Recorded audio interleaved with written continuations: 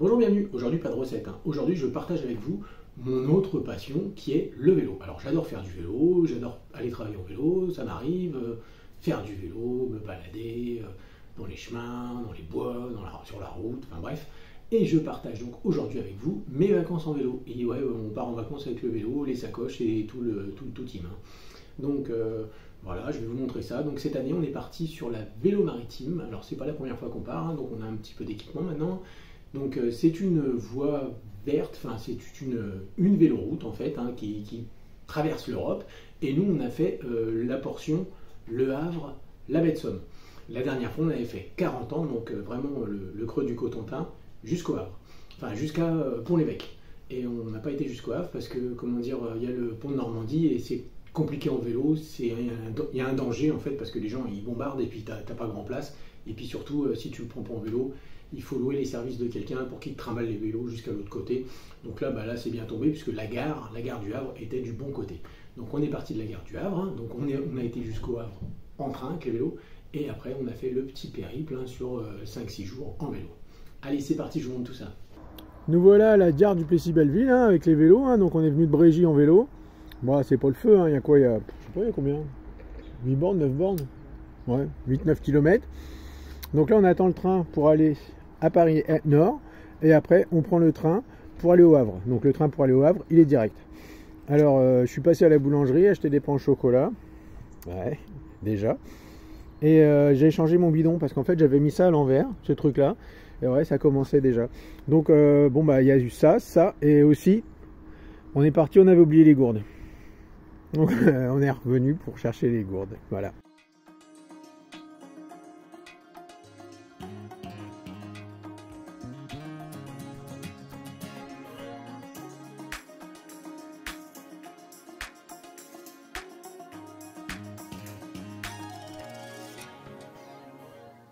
Nous voici donc arrivés au camping, le camping du Lapin Vert. Je vais vous mettre l'adresse.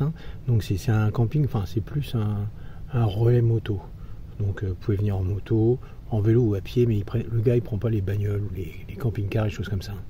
Donc je vais vous faire un petit tour du camping, je vais vous montrer comment on s'est installé. Donc les vélos ils sont là. Là on a une table, des chaises. Là il y a une espèce d'hangar, je vous montrerai après. Donc on peut se servir de tout ça. Là j'ai mis la tente. Donc on a mis la tente là, avec tout ce qui va bien dedans. Donc voilà, on a gonflé les matelas, les petits oreillers, les sacs de couchage. Le monsieur nous a prêté des couettes, si des fois on avait froid, bon on n'aura pas froid, parce que bon, ils annoncent 13 je crois. Et les sacs ils vont à 5 températures de confort, et puis après je crois que c'est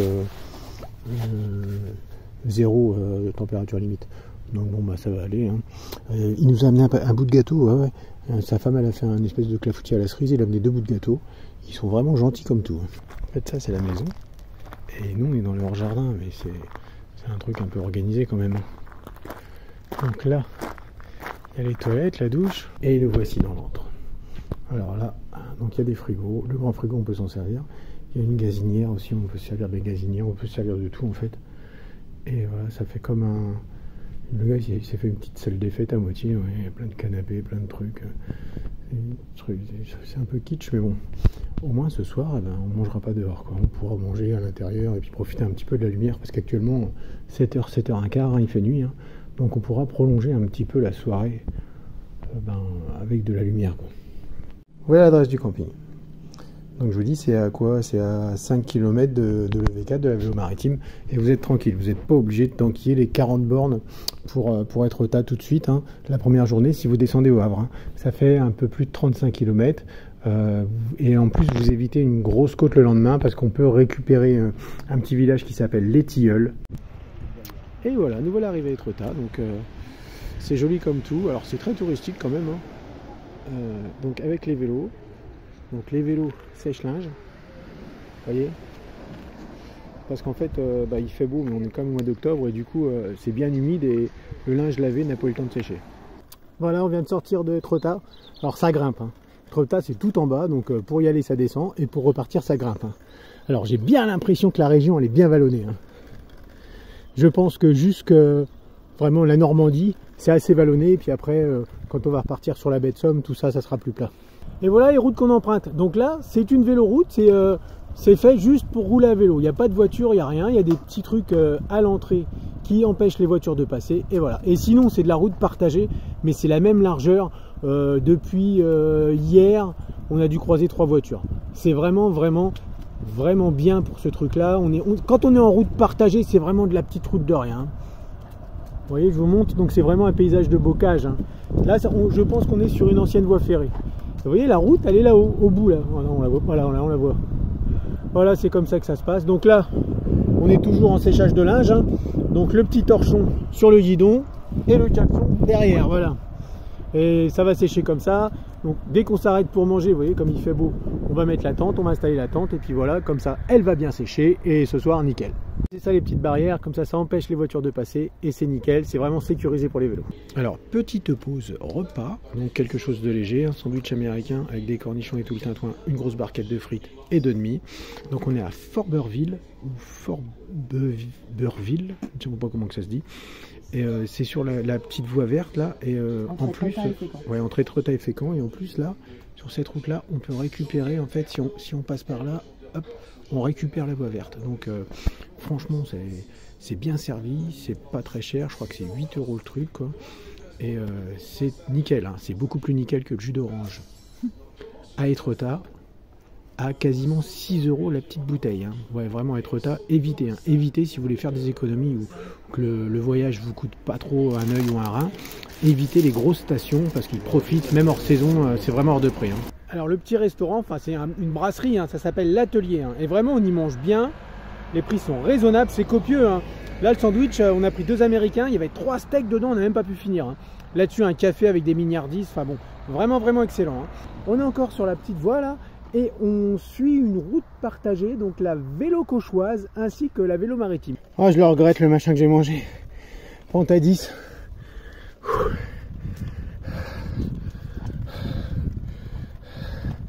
Guette là-haut. Je sais pas si on se rend compte sur la vidéo, mais ça grimpait terriblement. Pas longtemps, mais terriblement. Après, hein, on va quand même profiter d'un beau point de vue. Hein.